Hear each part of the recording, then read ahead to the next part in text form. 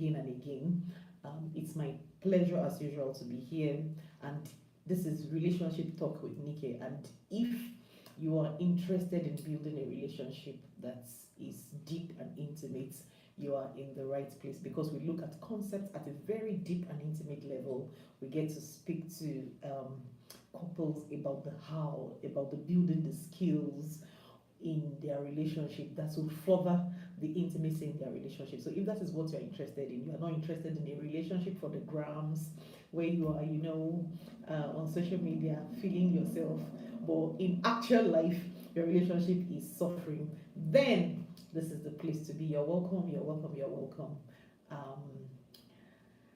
So this morning, I want to talk to us about a concept that I've been privy to in the counseling room, and I've seen both sides of it, and I just want to talk to us about it this morning. And the topic of discussion today is extreme honesty in relationships and marriages as well. Extreme honesty. And when I talk about extreme honesty, before I talk about the extreme honesty, let us talk about honesty in itself. Honesty, and I remember that there are some myths that I've been talking about on social media recently, the myths that complicate our relationships. And one of them is that some people hold the view that every single thing in your relationship should be discussed. You should be honest to tell your partner about every single thing you think and feel. And there are some people that are of the opinion that there are some issues that you don't discuss. But I remember that I said, for me as a therapist, I would advise that extreme honesty might not be necessary in a relationship. And I know that I'll be castigated for that. And maybe that is one of the reasons why I'm doing this. That, yeah, there is a need for honesty in our relationships. There is a need for honesty in all our relationships. In fact, there are several types of lies that we tell in our relationships. There are several types of lies, and I would want to look at them. If we are unable to finish this line of thoughts today, then maybe we'll continue sometime else. But there are those kind of lies, or those kind of dishonesty that we have in that we do we tell lies? Yeah, we tell in relationships that is destructive for our relationships. Whatever our reasoning for doing that is, sometimes those lies are destructive in our relationship. And I'm calling them lies so that we can understand the implication, so that we can understand the weight of these things. Because sometimes we just feel like because my intentions are right, that is why sometimes these lies are permissible or should be pardonable. But really, sometimes in relationships, it is not about your intentions, it is about what you trigger in the other person. It is in what you make the other person feel. It is in how the other person receives your lies or your intentions.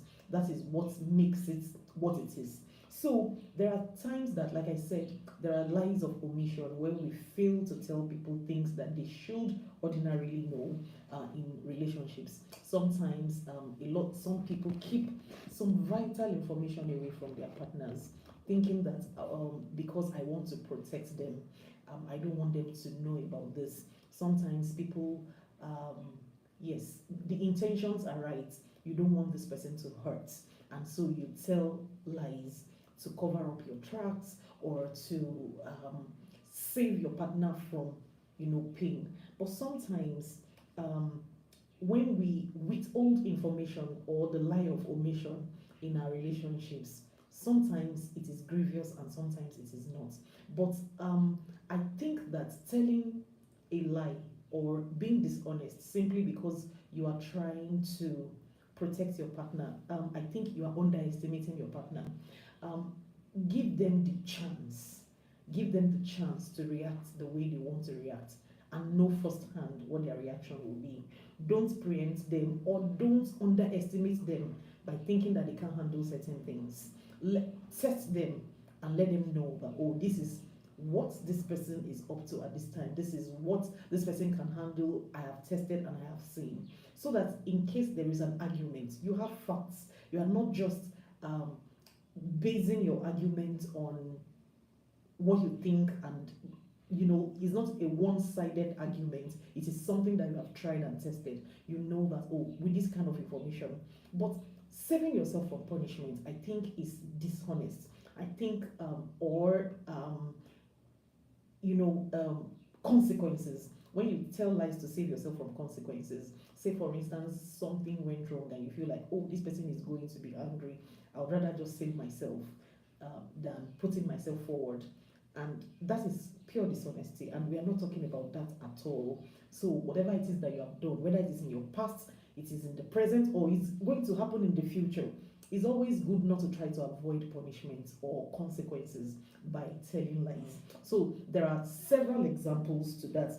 I know that there are people that, okay, for instance, they don't tell their partners maybe something from their past. For instance, let's say you had a fling with someone, or in the past, or there's something that you have done, and now the person is blackmailing you. They want to obtain things from you, or the person keeps blackmailing you, and you feel like, how do I ever let my partner know this? And you begin to, we've seen it severally on movies that this does not actually work. The worst that will happen is that your partner will be disappointed in you. Sometimes they will need time to cool off.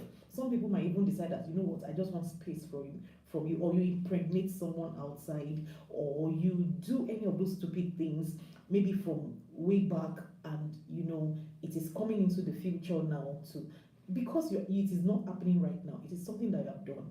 Or maybe you were having an affair with someone and you really want to leave the relationship, and the person is like, you know what, I'm going to tell your wife, or I'm going to tell your husband that we've been dating. It's okay, because right now I don't want to do this again. And I think that if I'm honest enough and I'm upfront with my partner to tell them that, you know what, I've been bad, I've done things that are really stupid, and it is because I want to stop that this person is holding me to ransom. And it's easier because now your intentions are noble. It is because while you were bad, they didn't even catch you. So I think there are so many things that we should just not try to avoid punishment, or how would they receive it. I also think that another thing, that's number one, another example of being dishonest with our partner is telling them things that can help them to better themselves, things that can help them to improve, to better themselves. For instance, your partner may not be as fashionable as you. They may not have very great fashion sense like you, and this person is dressed up in a way that the combination is really not it. There is a way that you can tell people that they will be able to accept that truth, and you tell them that, no, the way you are appearing today, it's not, maybe you need to tone down on this, improve this, change this color and all of that. Or somebody has a bad breath. Sincerely, sometimes when I see people that appear in public, and they appear tattered and they appeared uncoordinated, sometimes I ask myself, is it that this person does not have anybody around her or around him that would tell him the truth? Sometimes some ladies wear some very tight things that, all their private parts is protruding outside. Sometimes I wonder, is it that there is nobody around to tell this person the truth? Because sometimes when you watch ladies go out that way, maybe the people around them just say, hey babes, you are doing well, you are great, and maybe that's the motivation that they get for continuing in that foolishness. There are some clothes that will not necessarily fit everybody. Some people have protruding tummies, they have very folded sides, and they still wear obviously very tight things. It leaves you to imagine, is there nobody, or is it that this person does not listen to the truth? So it's either the person does not know how to embrace truth, or there's nobody around to be truthful to this person. And I think that when our partners, they are in those kind of situation where people outside will wonder, does this person not have a third eye? Does this person not have any loved one around? I think we should be gracious enough to tell people those truth. We should be courageous enough to tell people those truth. It might be necessary for us to be able to look at partner in the eye and tell them that really, um, this is not good enough. I don't know how you combine your colors, but I think that this color, even if it is color blocking, this blue color is not blocking properly, and let them know that no, this is not right. But like I said,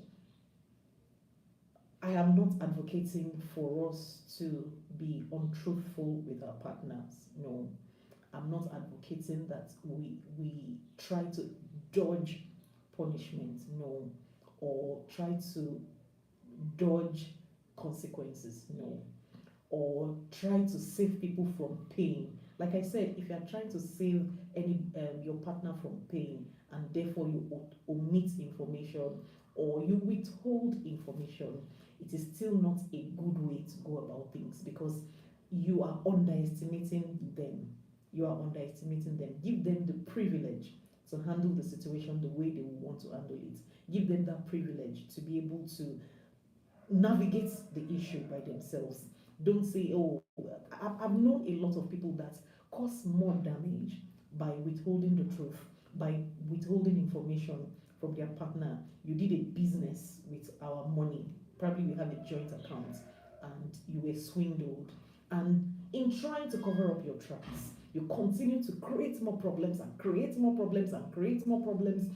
And you begin to lie to my face continuously in such a way that it is now difficult. Because really, what people don't understand is that at the time that you are being caught, it is now that time when the thing is being revealed that your partner now begins to think about what the process really was like. Because the person will now begin to think that, oh, that day that I was asking you for one information, that means you actually told me a lie.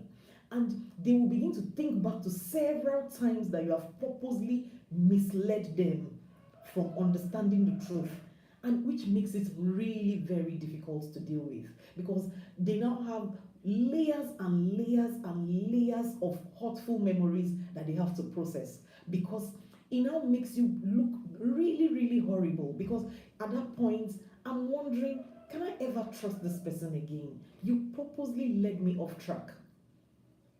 I was asking you, oh, I want to use money for something. No, we don't need money for that one now, simply because you don't want me to get to ask you about the money that. And the truth is, you were swindled. You were duped. It was not as if it was wasteful spending. And even if it was wasteful spending, we all have to learn from certain mistakes. There's a learning curve for everybody. And by underestimating how I'm going to react, you rob me of the opportunity to process information with you, for it to be our issue.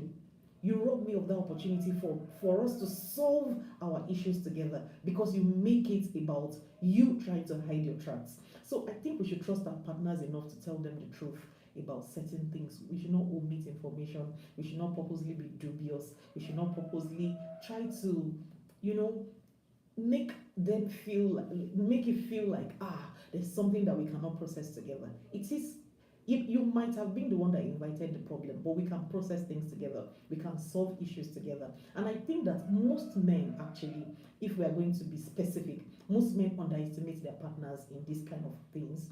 You just believe that women cannot handle this, or some some women too believe that men cannot handle this kind of thing. Let them handle it. And if they now perform poorly, then you now have a reference point that, okay, this is how this person would normally react to something, and you look for, but it still doesn't mean that you don't disclose. It just means that you look for more mature ways to let people know what the issue is in your relationship. But today I want us to talk about extreme honesty. And like I said, we might not be able to complete this thought today. We might need to continue it next week. But being extremely honest, like I said, you have heard that it was said to the men of old, Be completely truthful with your partner. Everything. Tell your partner everything, every single thing. Just let them know. But like I said, as a therapist, I beg to disagree. I have seen where complete honesty actually ruins a relationship.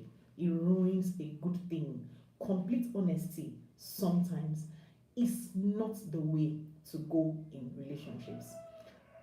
Like I said, I'm not talking about you doing something bad and trying to escape punishment or consequence, but I'm talking about ruling your home with wisdom. There is a level of wisdom that you will need to build a successful relationship and marriage. There is a level of wisdom that you need to apply constantly. You cannot afford to be throwing information at your spouse because you are being honest. You have to get to a point where you learn how to filter the truth. You learn how to filter what you say.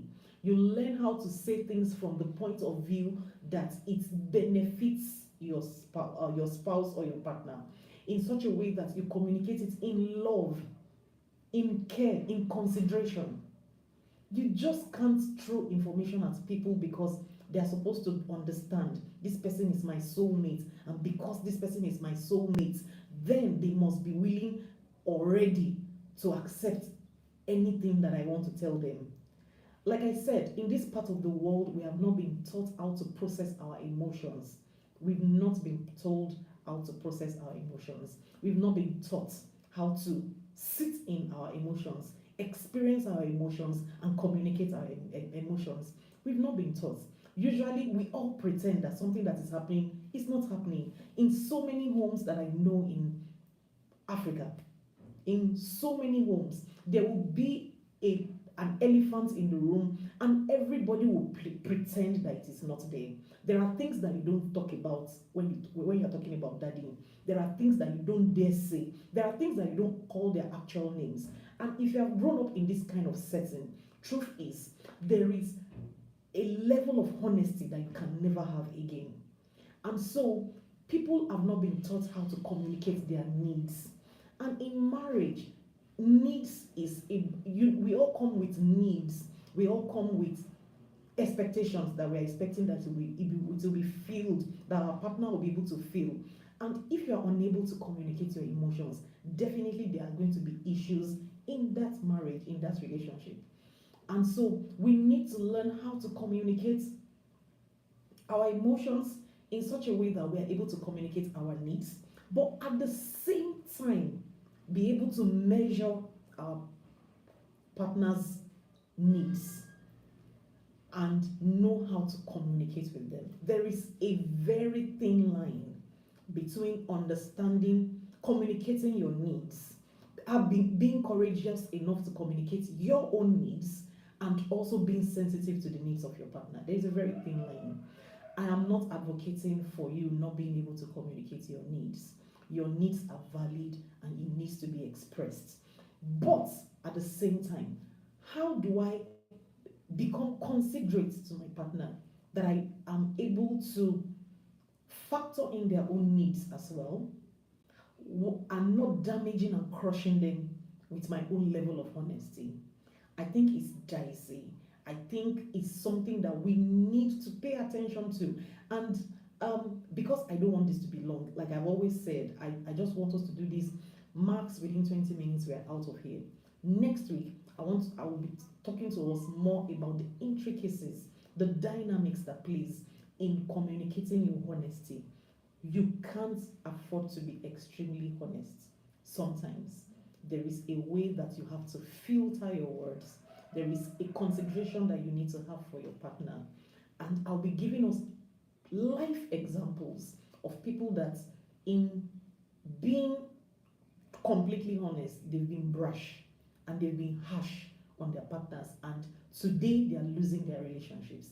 They are losing their marriages. And it looks like most of us were getting to that point where we are having less tolerance for things that hurt us.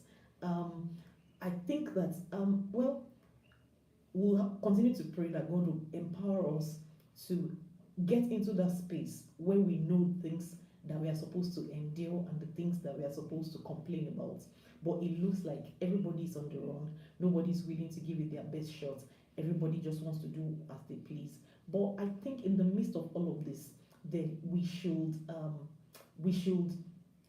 learn wisdom, because at the end of the day, wisdom is still that principal thing that will help us to build a meaningful relationship. So on that note, I want to stop for now, but I just want us to know that the honesty that I'm talking about, the extreme honesty that I'm talking about, doesn't have anything to do with escaping punishment, escaping consequence, handling issues by yourself, omitting information, withholding information. That is not what I'm talking about.